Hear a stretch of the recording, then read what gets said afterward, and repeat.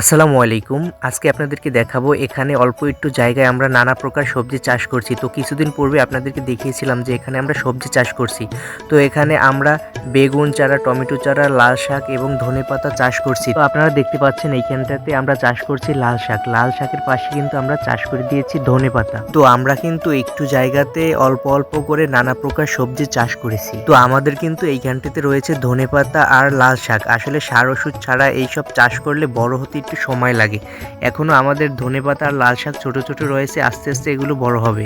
তো এর পাশেই আমরা বেরির মতো করে কিছু বোম্বাই মরিচ রোপণ করে দিয়েছি। কিছু বোম্বাই মরিচ রোপণ করে দেওয়ার পর এর পাশেই আবার কিছু কাঁচামরিচ চারা রোপণ করে দিয়েছি। তো যাদের বাড়ি গ্রাম অঞ্চলে রয়েছে তারা কিন্তু এই রকমের অল্প অল্প জায়গায় নানা প্রকারের কৃষি রোপণ করে থাকে। তো আমরা কিন্তু এক পাশেতে সোজা সিরিয়াল করে টমেটো চারা রোপণ করে দিয়েছি।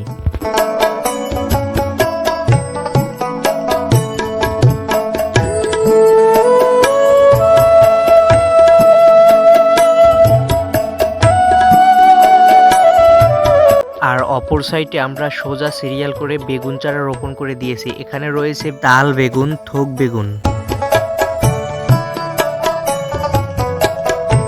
এর অপর সাইডে আমরা শসা গাছ রোপণ করে দিয়েছি। এখানে আপনারা দেখতে পাচ্ছেন আমরা বালতি করে এবং ট্রে করে এখানে জৈব সার প্রয়োগ করে এই গাছগুলো রোপণ করে দিয়েছি।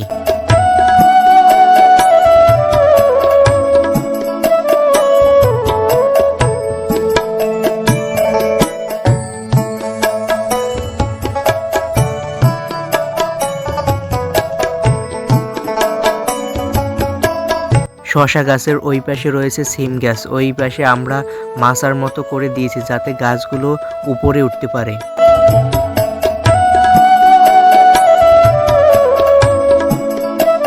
তো এর ওপর সাইডে আমরা বালতিতে করে অ্যালোভেরা চারা রোপণ করেছিলাম। তো দেখতে পাচ্ছেন বালতিতে কত সুন্দর করে আমরা অ্যালোভেরা গাছ রোপণ করেছি। তো আপনারাও চাইলে বাড়ির ছাদে কিংবা বাড়ির আশেপাশে খালি জায়গায় এরকমের চারা রোপণ করতে পারেন।